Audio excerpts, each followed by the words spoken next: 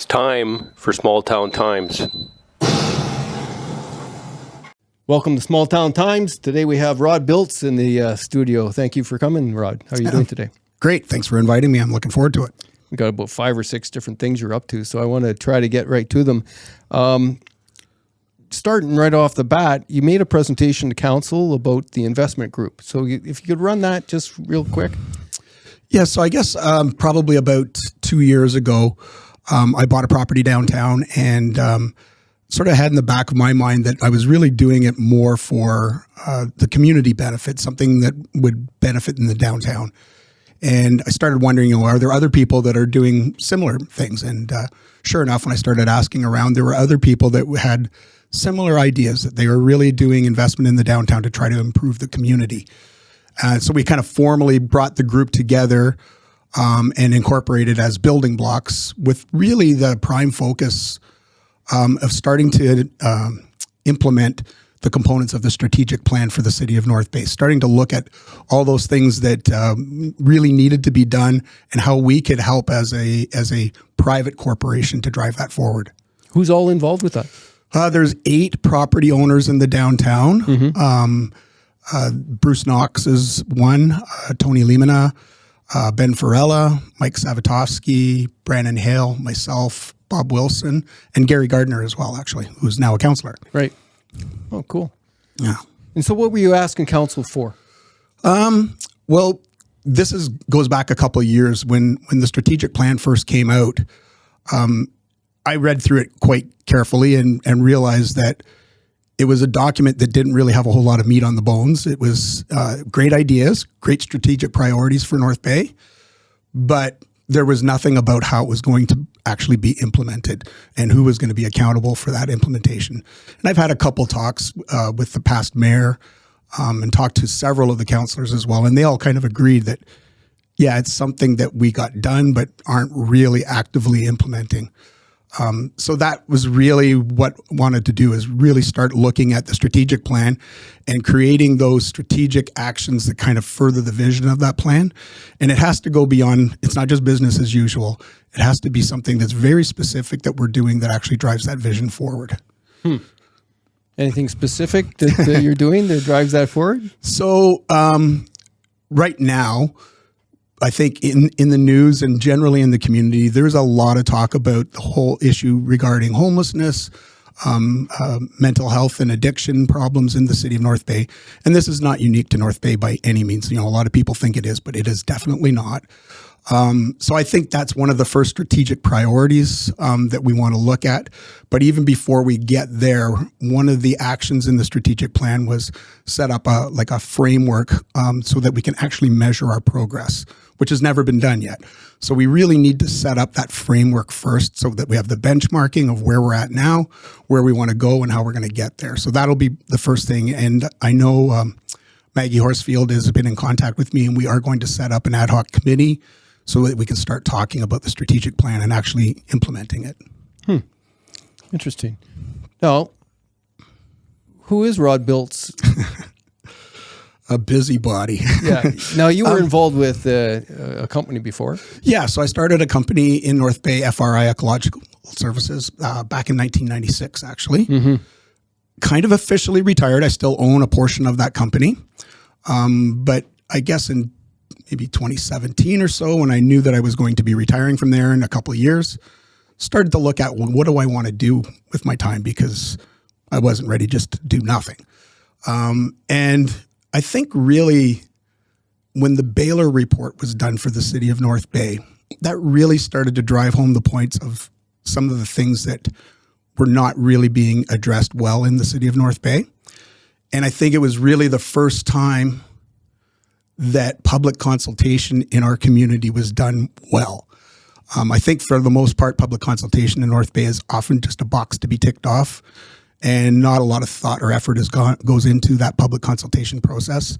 But that Baylor report was very wide-reaching. A lot of people participated in that program, and I think the results that came out of it were right on the money, right on the money. And we did, the city did try to implement several of those components. There's still lots more that could be done. But when I started looking at that, I started thinking like, okay, what can I do as just a private citizen to start moving sort of the needle ahead on some of these different issues? And I would identify 4 or 5 different things and just start attacking them. What property you own downtown? I bought the old Pearls Jewelry Building. Oh, okay. In 2019, just before pandemic. Good. Good timing. Obviously, it was vacant at the time when I built it. And the very first thing I did do actually was public consultation. So we held a session right in the building. People from the downtown that lived there or had other businesses or just interested parties. And literally got them to just talk about, what do you see in this space that would be a real benefit to the downtown? What would you like to see? What's missing that would fit well? And out of those public consultation sessions, it was actually quite interesting. And I still have all of the original scribble notes and stuff from that session. People wanted to see a micro bakery and a refillery, which is exactly what happened on that property. And I never advertised to lease them. The entrepreneurs came to me once they realized that that's what we were looking for, and they were interested in that kind of business. So it's worked out really, really well. We've got 2 great tenants in there now. Yeah. So who's in there? So it's the Culture Club Bakery that's in the back half of the building that actually faces onto the pedestrian walkway, which was a real mess when we first moved in there. And then the farm has expanded into this side of the building and has the main supply refillery there. I just bought some bread for the first time from that bakery. It's I'm not used to tasting bread that tastes good. They're pretty amazing products. Oh yeah, and it's I got to be careful which breads I eat. I kind of bung up on dough, and white flour products, right? So pizza's a killer. Bread's hard. I try to eat the grainy breads best I can, but I had some of theirs, so I started making little slices of it, and it's so thick and it's so organic, basically, is the best word I can use to describe it. I haven't had any digestive issues with it. Yeah, it's pretty delicious products. They do a great job. So I have to start getting a loaf there. I guess parking's always a problem downtown, and yes and no. Every time I go down there, it's a problem. I mean, because I go to that building quite often for various reasons, I park in the McIntyre garage, which is 2 hours of free parking. It couldn't be much simpler than it is. And if I go downtown, if I do have to park or whatever. I'm not used to doing the underground parking one for the 2 hours. I go to the Oak Street. Or Oak Street. I use the Oak Street one as well. And I mean, I also use the Passport app for the parking meters, because parking meters can be a pain in the butt if you put in your money, you're in a meeting or something like that, and you're going to run overtime. You can't just jump up and run out to the meter. But with that Passport app, you can always just add another 50 cents or whatever to get you through it. My last 2 parking tickets were because I was both times interviewing Ralph Deagle. Oh, yeah. In 2019, in October 26th or something like that, I was 15 minutes over. I was around the corner, parking ticket. And the last interview I just did with him, same thing. I was in Oak Street, and that Dan Piranha bylaw guy goes through on a Friday afternoon at 3:45, 15 minutes before it's free, and he's handing out tickets to everybody, and that's just demoralizing. I think about 1.5 years ago, because there was lots of people complain about parking. Of course, it's a fairly common complaint, and so I did a little test run, actually, just to do a post on Instagram. And I just made up a list of 5 things that I was pretending to shop for. And in one instance, I parked downtown and walked around downtown to go to the 5 stores that I would need to do. And actually logged the distance that I had to walk in order to do that. And then I went to Northgate Square and did the same thing. The distance at Northgate Square was 3 times as far as it was downtown. So, did you get rained on in the mall? No, I did not get rained on in the wall. Did you step in a slushy puddle? So you have to be where the bricks are missing? You have to be prepared to be a little bit adventurous, I got to admit. But the fact that, when they bring say, your snowshoes, parking's not convenient because it's too far away and stuff like that, isn't necessarily true. That is the perception. Yeah. So anyways, parking's always something that people talk about. When you're made of sugar and you get a little wet, you might melt. Yeah. It's an issue for some, I imagine. Right? Because I'm I've driven people downtown and dropped them off closest I can to the stores, and then I got to go find a parking spot. And but it's an issue. It's not the huge. It's not. Like, I agree. If you got a good store and good products, people will figure out a way. Yeah, and in general, like it's not a long distance, and we are looking at opportunities, to sometimes for special events to close Main Street to pedestrian, so it's just pedestrian traffic. And we would have parking still available on the McIntyre and Oak Street, so you're like a block away. And, at some time in the future, I think what we'll end up doing is we'll have like a valet system where we'll have attendants that either have like a sort of a golf cart kind of thing, especially for some of our older seniors and stuff. Yep. So if they're coming into the downtown, we can meet them where they're parking their vehicle, pick them up, get them onto Main Street where they need to go or whatever, and get them back to their car safely. And I think that'll help a lot, alleviate some of the problems as far as associated with parking, and make it as simple and as safe as possible for people to be downtown in the future. What do you think of what's developed so far downtown as far as, I guess there's that Block restaurant. Is the one Gary Gardner working on open yet? It's not open yet, but it should be open shortly. Yeah, it was kind of interesting because we got a call from Vince Galea from the Small Business Center, and he wanted to get an idea of what the vacancy rate was on Main Street, essentially. So we invited him. We'd already done an inventory, actually. I did an inventory about 2 years ago, and the purpose of the inventory was really, one, to look at vacancies, to see how vacant the downtown was. And the second was really to do an inventory of all the different types of businesses and services that were available. Because there is a sort of a strategic mix that works really, really well in downtowns, to have the right amount of restaurants, the right amount of night places, the right amount of service operations and office space. So we were looking at that mix. So we had pretty good data already. And Vince was under the impression there was a lot of vacancies in the downtown, which it appears there are. But behind those boarded up stores and stuff like that, a lot of renovation and investment is going on right now. And a lot of these buildings will be open and full of tenants very shortly. So I would say, honestly, since the beginning of COVID, there's been a considerable amount of private investment in the downtown. And it's good because it's showing confidence that they think we can turn the corner here. And we want to make sure that we remove every barrier possible to ensure that those investments do well. Now, say in 6 months or by next fall, what do you think the vacancy rate would be down to once these other renovated places open up? I don't know the specific number, honestly, Dave. We're going to do another inventory shortly. There's been an awful lot of buying and selling of properties in the downtown in the last couple of years, quite honestly. Right. Not all local owners as well. People from out of town have purchased stuff, so it's unclear what they're planning to do with some of these buildings. We try to keep abreast of that as much as possible and understand. And we also try to help people that do have a building, saying, we're really missing this type of a shop. So if you can find an entrepreneur that's interested, I think it would work well for you if you can do that. And we'll try to help them find those people as well. Is there anything specifically you're looking to fill the... Well, yeah.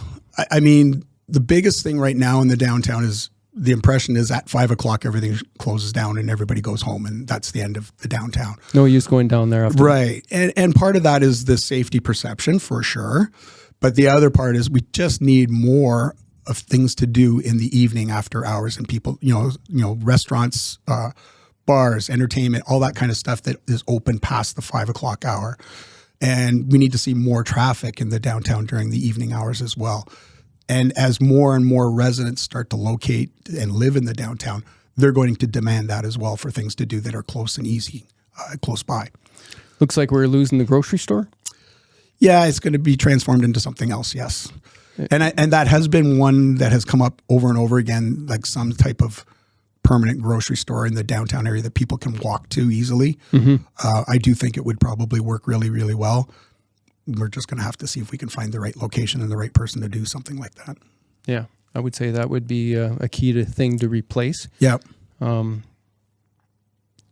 the life of me, I can't think of the name of the store that's been there forever. TW? Yeah. Yeah, and I mean, they were very much a specialty shop. But it could have, very easily developed into something that was really a useful asset in the downtown for sure. Any other gaps need filling? That there's a number of things. One of the things is kind of a funny thing is a bookstore, which you kind of think, well, most people buy their books online now. But there's a real trend in some of the more pedestrian communities. Montreal is a great example that has a huge pedestrian set of streets. And bookstores do really exceptionally well in Montreal when they're paired with something else and when they offer a service or a type of product that you can't get online. And, when they're combined as a cafe or workspace or something like that, where there's sort of a backup, they do extremely well. And we don't really have that set up right now. And I know there is talks about one occurring. I'm hopeful that it will happen. And I've been working with that owner, and we talked about some of these bookstores in Montreal that were specialized and how they managed to fill those particular niches. And I think there's some interest to do that. So I think that's another one that could happen.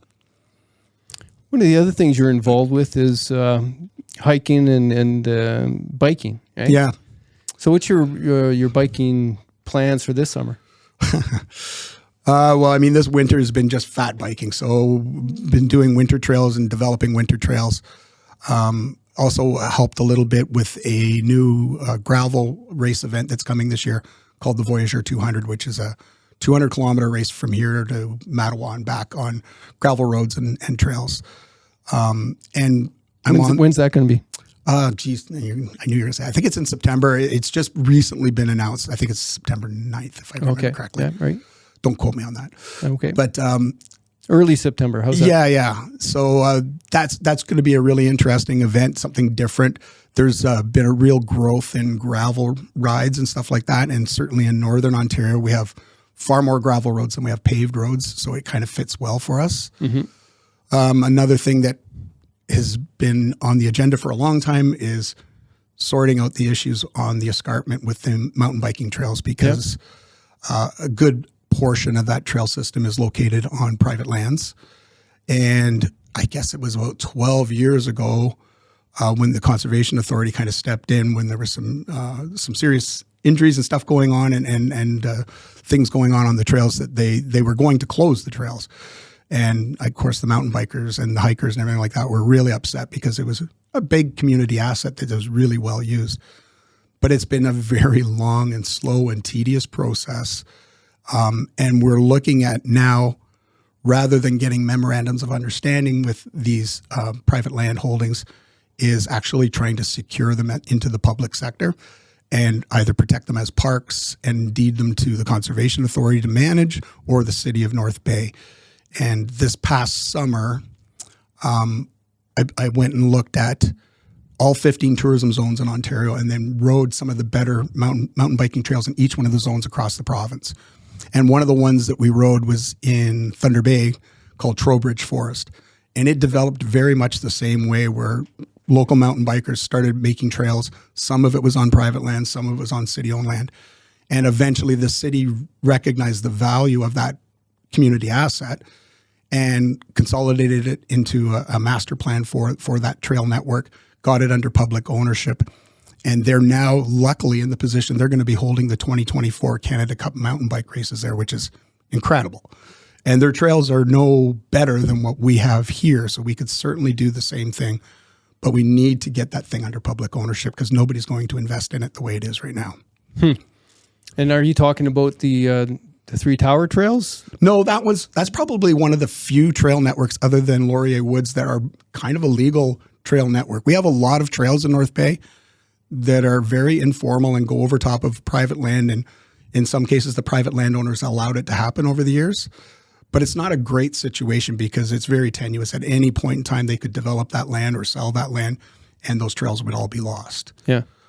By the same token, we're super appreciative that they have allowed us to use them over the years too. So Three Towers is a different story. It's a different story. They have an actual permit. It's on Crown land. Mm-hmm. So they do have permission, and it's a form of tenure. It's not private ownership, but they do have some form of tenure on it. I had heard that one of the landowners up on top of the escarpment didn't actually want trails going through the property and clear cut it, and well ahead of his plans for subdivisions. Is that one of the trail systems that's under threat, or is that something different? So initially, when those trails were developed by the Conservation Authority and the memorandums of understanding were secured with the private landowners, there was about, I believe, 8 kilometers of mountain bike hiking trails there. Over the years, people have taken it upon themselves to build more and more and more trails. And we did an inventory in 2019, 2020, I believe. And at that time, there was about 23 kilometers of trails. And I would say that you could add another 6 or 7 since then. You know, it's just a constant accrual of trails. So they're not legal. Right. You know, there was no permissions granted. So these property owners that decide to develop, if the trails are occurring on there, then yeah, they're lost. You know, they're going to develop them. What we're trying to do is, because a lot of these properties that are on the escarpment have very limited development potential anyways, because there's so many other constraints, we're looking to the city, because the city has a number of developable vacant properties that they would love to be developed. So we're saying, let's set up a land trade with the developers. They give you the escarpment, we secure it for the long term and secure that trail system. You give them these developable properties within the city that they can actually do something with, which brings your revenue base up and solves some of the housing issues that we have available right now. So it's kind of a win-win for both sides. We're early in that talks, and there's been some, you know, the developers are interested. The city has also expressed a possible interest as well. So we're hoping that could come together. Sounds like too bright of an idea to fly. Like, it makes too much sense. I mean, I think it's something that hadn't been thought of before, quite honestly. Right. I think they were very intent on getting the memorandums of understanding. And I don't mind that approach. It's just that it is kind of tenuous. You know, it's not very permanent. And like you say, it's hard to make an investment decision on something that's not actually committed. Yeah, and in lots of other communities, private corporations have invested in these types of trail networks. It would be very difficult to get a private corporation to invest in something that's on a memorandum of understanding. Like, who's going to put $1 million in, and then tomorrow the person decides to develop the property or whatever, and it's all lost. Okay. So yeah, I think that's really important. We got to get to that stage. What else are you doing? So, you know, when I was talking about the Baylor report, back in 2016, I was looking at active transportation in North Bay, which was way behind most communities in Ontario. And, you know, I talked to some of the city officials and said, we really should have a real active transportation plan in place. And, you know, of course they said, well, we do. And it was essentially a spreadsheet listing projects that they had already completed 10, 15 years ago. I said, that's not really an active transportation plan. I said, you know, it was some of the Cape Paceway and the inventory. Yeah, and the Kinsman Trail, which are fabulous assets. Like, I'm not criticizing those at all. Like, those are really nice assets to have in a city. But it was a real learning process to convince city staff that active transportation is not a recreational pursuit. It can be.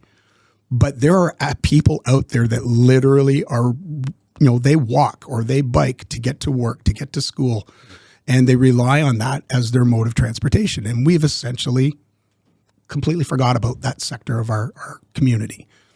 And I think it really came to the forefront. I'm on the board with Discovery Routes Trails organization, and we run a program called Recycle Bikes. So we take bike donations from people that have old bikes. Maybe they don't use them anymore, or they're a little bit broken. And then we have a team of volunteer mechanics, strip the bikes down, put on new parts, make them safe, and then we give them away to people in the community. So many people came and picked up bikes and said, if I didn't have this bike, I couldn't get to work. I couldn't get to do my shopping. I couldn't, you know, do all these things. And I think, you know, even myself, I never really thought that that was the case. You know, you're so used to driving everywhere and just assume everybody has a car and everybody can get to where they need to go. But the truth is, it's not true. There's a segment of our community that relies on that. And we're not really addressing their needs. So I wrote letters to each of the department heads, and I essentially said, the Association of Municipalities of Ontario said, we need to reduce greenhouse gases. And one of the easiest and lowest hanging fruit is to develop active transportation. Let's get an active transportation committee. Let's get an active transportation plan and start doing it. And I give a lot of credit to John Severino because he was the one and only one that responded and said, yeah, let's talk about this. And we set up the committee in 2016 and completed the active transportation plan in 2019. And I think we've invested probably in the neighborhood of $850,000 to $900,000 in active transportation infrastructure in the city since then. And it's an ongoing process, obviously. So that was great. That was really all I wanted to achieve. I just wanted to get the plan in place and then start getting it implemented. But I now kind of I don't want an active transportation plan where we're adding up the miles of bike lanes. That's not the purpose. I want to stop developing parts of our city that require these add-ons at an expense. I want to start thinking about, if we're going to build way out at the outskirts of town where you got to drive to everything, then incorporate commercial development within that, so that there's a store, so that there's a bank, so that there's a doctor's office, all those types of things in your neighborhood that you can walk to or bike to, and you don't need to drive. So we're really planning active transportation at the ground level, not fixing it after the fact. So that's really where I'm driving to now. It's kind of like, I don't need to see hundreds of kilometers of bike lanes. I want to see better designed developments. I'm wondering if the community center at the Twin Pad at Omichelle would fall under that, because there's actually, once you're there, nothing there. Yeah, it's a little bit at the outskirts fields right now. Mm-hmm. I guess the one nice thing about it is that the Cape Paceway does go right by it. Yeah. And certainly when the environmental assessment for the expansion of Lakeshore Drive and Pinewood Park Drive, Discovery Routes and the Active Transportation Committee were heavily involved in the review of that. And at first, we were going to lose the bike lanes on Lakeshore Drive or the Cape Paceway because they indicated there was not room to put both. So we literally redrew the entire lane configuration for Lakeshore Drive to ensure that all of those components were managed to stay there. And we also pointed out that there was a critical crossing for Sunset School there. Mm-hmm. Pedestrian crossing, which they hadn't really looked at how that was going to be impacted by expanding out to 4 lanes on Lakeshore Drive. So I think it was key that we looked at that stuff and made sure that the things are put in place, because eventually Lakeshore Drive is going to be completely redesigned. And it will likely include dedicated transit lanes and bike lanes and stuff like that. And we wanted to be sure that it fit perfectly with this part of Lakeshore Drive that would also be redesigned. Sounds like your group is taking work away from consultants. I'm just kidding. No, you're doing the work that needs to be done. We worked with the consultants, quite honestly. Like they put together a street design. Yeah. And one of the things that they did is the current lane width on Lakeshore Drive is 3.5 meters. There's a move in most municipalities of narrowing lanes. And the reason they're doing it is because it slows people down. The wider the lane that you make, people tend to drive faster, pay less attention to what they're doing. And we already have issues in North Bay where people are driving far too quickly on residential streets. So rather than make wide lanes, we wanted to see narrow lanes. So the recommendation from the consultant was to move the lanes from 3.5 meters to 3.75 meters. And we were saying, look, there's already issues of speeding on Lakeshore Drive. Why would we encourage more people to speed? Let's leave them at 3.5 meters. We already know that works. There was no issues as far as accidents. There's no police reports that say this was a problem area. So leave them at 3.5, and that will provide enough space that we can maintain both the Cape Paceway and bike lanes in that profile without acquiring any new properties. And they listened, which I give them a lot of credit that they did do that. That works. Well, that's a lot of good efforts. Are you seeing the fruit? Like, are you feeling like your time's well spent? It's, I stepped down from the chair from active transportation actually last year, partially because my main goal was to get that plan in place. Mm-hmm. I have lots of other things I'd like to do. And I think we have a good committee now that can keep an eye on things and keep it moving ahead. And I'll still stay on the committee. So, yeah, I'm kind of moving on from that a little bit to other things. What other things? Homelessness. Yeah, homelessness. Well, let's talk about homelessness. So obviously, I'm invested in the downtown. Yep. So I have a vested interest in seeing it succeed. And of course, it's in the news all the time. People are concerned that, our community safety and well-being report says that 90% of the people that come to the downtown don't feel safe. That's not a good statistic to have. We don't want people to feel unsafe in our community. So I again, probably a couple of years ago, I didn't know much about who was involved in, mental health and addiction services in North Bay, how it all fit together, how it all worked. So I just kind of took it upon myself, like, I'm going to find out. So I started talking to key people like Mark King, who was on the board with DSAB, Scott Robertson, who was a real, I think a symbol for addressing this issue and really knew quite a bit about it. I had several talks with him. And then people on the ground level, like Dennis Chippa at the Gathering Place, that really understood what was happening on the street level sort of thing. And then once I had a bit of an appreciation of what was going on in North Bay, I started looking at other jurisdictions to see what are they doing or who's having some success with addressing this issue. And the one program that seemed to keep coming up over and over again was a program called Built for Zero Canada, which is a national program. And I think one of the earliest successes they had was ending chronic homelessness in the city of Medicine Hat. And for those of people that might know a bit about Medicine Hat, it's probably one of the most conservative cities in all of Canada. And we don't typically think of conservative cities as having a lot of social justice and those types of things. But they did an amazing job at ending homelessness in their community by getting the right people together and cooperating and coordinating their efforts and not duplicating efforts. And it came through this Built for Zero Canada program. So that kind of caught my interest. I thought, okay, if they can do it, surely we can do something. And then I kind of looked closer to home at other regions that are similar to ours.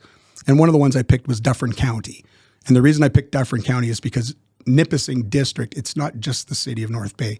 It encompasses a lot of the surrounding areas, similar to Dufferin County, where Orangeville is sort of the main center, but a lot of smaller centers around it as well. And they took on Built for Zero in 2019. And as of this year, they've reduced their homelessness by 70%. And they expect by the end of this year, they'll be at zero. That's an amazing accomplishment in just a few short years. I had heard something about the Medicine Hat example, and I'm not sure about the Dufferin, but did it really end homelessness or just sort of a snapshot in time that they did pretty good and it's a cyclical thing? It is cyclical. There's no doubt about it. And I think the actual definition of zero is 3 or less homeless people at any particular point in time, because there's always new people coming into the system and people going out of the system. But if you can keep it at that level where you're dealing with less than 3 people, that's functional zero essentially. Yeah. So as long as you can manage to stay at that point, you don't stop your efforts. That's for sure. Yeah. It's always going to be an issue that it's about building the system to deal with. Right. It's exactly right. So that people come in and they're housed very quickly, rapidly, and the services that they need are provided to them. And you just have to get all of those systems in place so that it works very smoothly. What's our winter number for homeless? We haven't done a point count recently. There's been a bunch of numbers thrown around. I would be reluctant to say any of them are very accurate right now. I think the official numbers in the system are somewhere just under 200, but unofficially, a lot of people would say they're probably between 300 and 350. And again, as you mentioned, it's a constant balance of people coming in and going out all the time. Like I know in January, I think we were able to house about 15 individuals in the month of January, but during that same period, 28 new individuals came into the community that were missing housing. So it every month it changes rapidly. Wow. And at what point are you at as far as North Bay goes, developing a system to deal with it? I had a couple of chats with Mark King and was telling him about Built for Zero. Yeah. And then I found out that Nipissing had applied to become part of that program, which I was really pleased to hear about. And I guess just in discussions with several members from DSAB and Mark and Dennis, they asked me, would you be interested being part of the change team for Built for Zero. And they said, you'd be a little bit of a different player because everybody that's on the change teams are associated with various agencies, whereas I'm not really associated with any of the agencies. So they said it would be great to have somebody with a slightly different perspective. And I said, yeah, I'd love to do this. So we're literally just in our first 3-month cycle, January to March. Okay. And we're just setting some of our targets now. The key thing with Built for Zero is, one, having a quality by name list, which means we need to know every person that's in our communities that is experiencing homeless, that wants to be provided services and help, so that we know exactly what services they need, what type of housing they need, how long they've been homeless, so that we can start to match their needs with what we have as far as resources. And then the second part of this is called coordinated access. And that's where agencies all have access to the same information. So if you were a homeless individual that came in off the street, but maybe you've been talking to somebody at Lippy, we would know that you're in the system and that you're receiving services from here, here, here, and here. Rather than each agency sort of looking at you as you're my client, but not their client, it's got to be coordinated. So we now have, I think, 9 agencies that are involved in this coordinated access that can input the information and make sure that we're all sharing the same information. It's a big job. There's 135 agencies in Nipissing District dealing with homelessness at some level. So it's hard to coordinate. My first summer job in North Bay, while I was in college, in 1987, I was working as the summer student guy for the North Bay Center for Disabled. Okay. And my assignment was to inventorize all the agencies that are dealing with North Bay social services. That's a big job. And that was back in 1987. Yeah. So I'm going door to door to these agencies, knocking on them, looking for their pamphlets and their mandates and their missions. And everybody was so paranoid.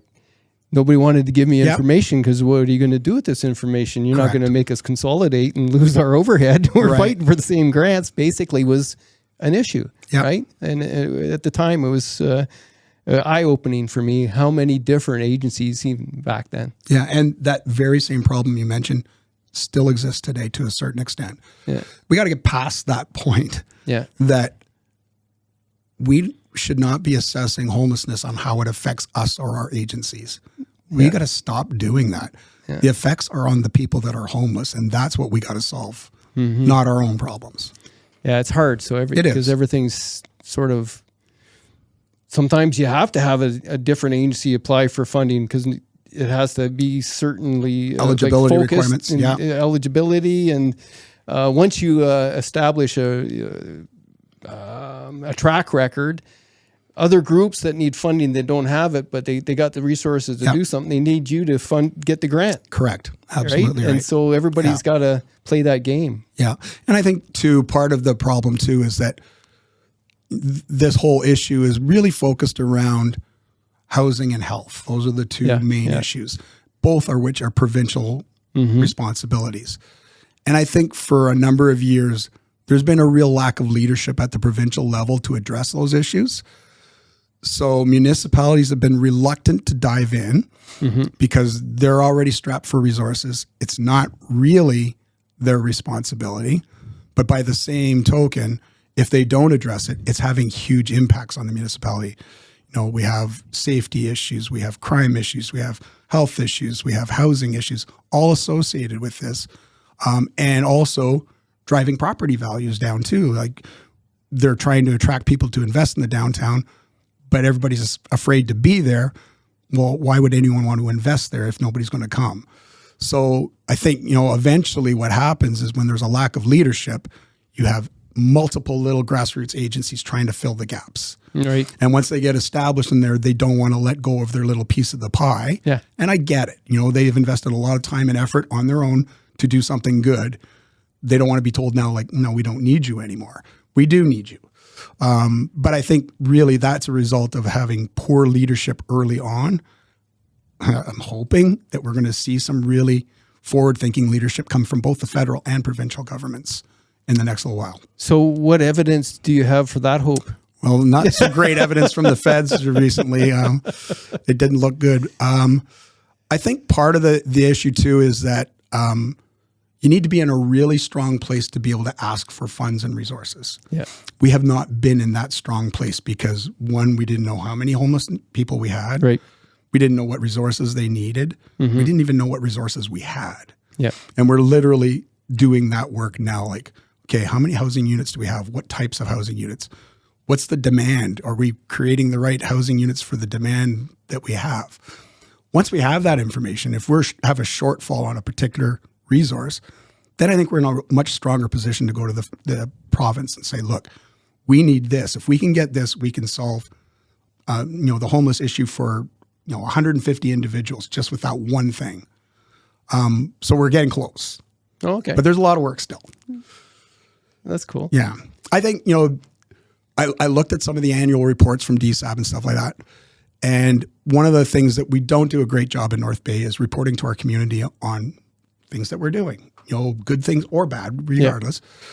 Yeah. And most of the reports on homeless, mental illness, and addiction have all been about how many dollars have we spent, not results, just how many dollars have we spent. And I think the general public looks at that and go, we spent $13.8 million last year and it looks the same. We don't see any noticeable change. There has been changes, but we don't see any change. We have to stop reporting that part and start reporting what the results were. What did we do? What did we accomplish? And I think we're coming around to that, and I think you're going to see that very soon. Yeah, it's kind of discouraging when you see that it costs $250,000 to deal with a homeless person when most people are trying to get by on 50. Yeah. And working hard to do it. Well, and I know it's not as simple as this, but when you look at a budget of over $13 million in 1 year and look how many people we had homeless, we said we could have just bought them all homes. Yeah. With that money and been done with it. And fed them. Right. But we didn't. We did other things with the money. And I'm not saying that it wasn't well spent or anything like that, but we need to really get much, much better at communicating with our community of what we are doing and what we're achieving, because we'll never get them on side unless they think that we're moving in the right direction. Well, with guys like you that are invested in it and putting that kind of sweat equity, I'm hoping we get that. Because if you leave it up to the politicians to decide, it's yeah, and we've expressed some urgency because we said, I think for the most part, people in North Bay are empathetic towards the situation and would like to do the right thing. But if we ignore it for any length of time, they're going to get frustrated and they're going to lose that, good spirit. And we don't want that to happen. We don't want that to get to that point. So we don't want people to give up. Yeah, we wanted to start addressing it now so that people see that we actually are progressing and we are doing good things. And then I think more people will come on board and say, hey, what can I do to lend a hand to make this move along? That's what we need to see happen. Last 5 minutes here. What would you like to talk about? Wow. Yeah. Leaving it open? Yeah, leaving it open for you.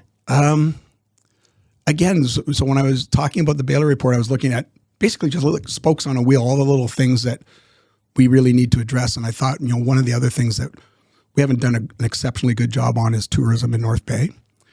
And one of the things that, I saw as a real great tourism identity for North Bay is we're kind of like we're called Gateway to the North. And I think, honestly, we're probably the first community that you hit when you go north that if you wanted to have some sort of a wilderness experience, this is the place that it can happen. And we also have been trying desperately to grow our city. And an awful lot of that growth is coming through immigrants or people that are new to Canada. And I said, we're in a perfect position to capitalize on giving those wilderness experiences to newcomers. And when I say newcomers, it could be somebody that's new to Canada, but it could be somebody that's just new to wilderness or the north. And nobody in Northern Ontario is really focused on that market niche at all. And we're the closest community to the bigger urban centers in the south. And I think this could be an amazing tourism identity for North Bay, because I definitely know, I have a number of friends in North Bay that are immigrants to Canada. And I think the world perception of Canada is wilderness. That's what they think we're about, that we care about our environment, we care about nature, and that we spend a lot of time in it. So when they come here, they want to experience that. Most of them end up in larger centers like Toronto, where it's difficult to experience it. And when they come to a center like North Bay, I talked to the Multicultural Center, and they said, immigrants don't leave here because of jobs or housing or schools. They leave because they don't feel connected to the community. They leave because they never make those network connections or friends that help them experience these wilderness experiences that they really desperately want to do, because they know that's part of the Canadian identity. And we think of them as very simple things like going out to go fishing or go for a snowshoe hike. But for a lot of immigrants, they haven't a clue what equipment they need, the logistics of how you do it. So I think that's a real growth sector that we could experience in tourism in North Bay, and we could be known as that community that can do that. And I've had some talks with Tanya Bedard. She also believes that that's maybe a really good way to go as well. And we are also discussing opportunities to do those types of things. Well, it's a great idea. Actually, I know that Canadian Ecology Centre serves as a point like that for students that come up from Toronto, right? So they're sending their kids up here to get the outdoor experience, and a lot of them are just city kids, right? But no, excellent. Work with your strengths. That's a good idea. Yeah, and I mean, I've been doing it kind of informally with people that I know that are new to our community. Take them on a canoe trip, or taking cross-country skiing and stuff like that. And, they've often said, we've been wanting to do this, but we don't know who to connect to in the community to do it. So I do think there's a real great opportunity there. Right on. Cool. Well, it's great having you here. Have you got your issue? I have not yet. Here's your awesome spring 2023 edition of the Back in the Bay magazine. Thank you. It's our 9th. And we're working on the 10th. I got to say, I love listening to your interviews. It's always interesting, the different people from the community that you talk to, because that's one way that we do find out what's going on in the community and who's involved in different things. So it's really good service. Well, I appreciate that, because I believe that you can't really get a good idea from somebody just speaking to them for a 15-second soundbite. Right. These longer form interviews, you're not going to get thousands of views that watch the whole thing. It's there. It's like building a library of the people in your neighborhood. Right? Yeah. So it's that simple. So I appreciate you coming on and sharing, and maybe when something else gets developed, we can do it again. That would be awful.